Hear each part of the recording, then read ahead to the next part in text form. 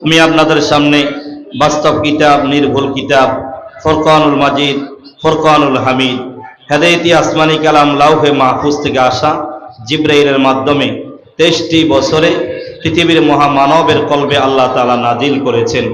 মহাগ্রন্থ আল কোরআনুল কারীমের 2 নম্বর সূরা। কোরআন শরীফের মধ্যে সর্বমোট 114টি সূরা। তার মধ্যে সবচেয়ে বৃহৎ বড় মুবারকময় সূরা হলো সূরাতুল বাকারা। বলেন কোন সূরা? সূরাতুল বাকারা। এটা হলো কোরআন শরীফের 2 নম্বর সূরা। এই সূরাতুল বাকারা থেকে আমি আপনাদের সামনে বরকতান একটি আয়াতে কারিমা তিলাওয়াত করেছি। আল্লাহর নবী সাল্লাল্লাহু আলাইহি ওয়াসাল্লামের অগণিত হাদিসে পাক থেকে ছোট্ট একটু হাদিসে পাকও আমি তিলাওয়াত করেছি।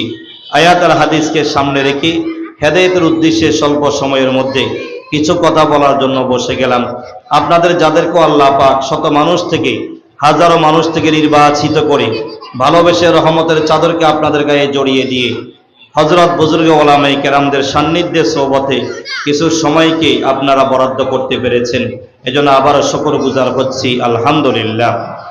আমার ভাই, সব মানুষের জীবনে কখনো সুখ, মানুষের জীবনে কখনো দুঃখ, মানুষের জীবনে কখনো কান্না, মানুষের জীবনে কখনো হাসি। কথা বলেন ঠিক কিনা?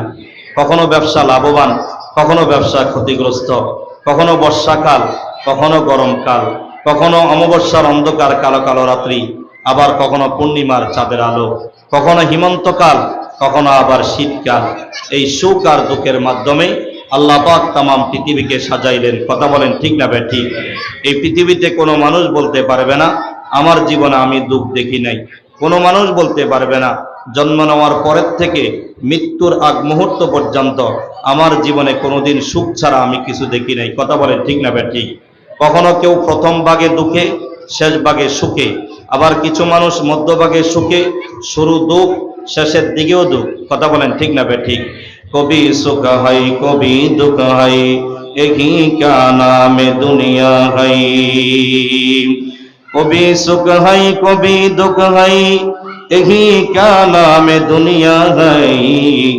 अभी किया था अभी किया है, यही दुनिया बदलती गई। अभी किया था अभी किया है, यही दुनिया बदलती गई। কবি বলেন মানুষের জীবনে কখনো সুখ, মানুষের জীবনে কখনো দুঃখ, কখনো কান্না, কখনো হাসি, কখনো ব্যবসা লাভবান, কখনো ব্যবসা ক্ষতিগ্রস্ত। কথা বলে ঠিক না ঠিক?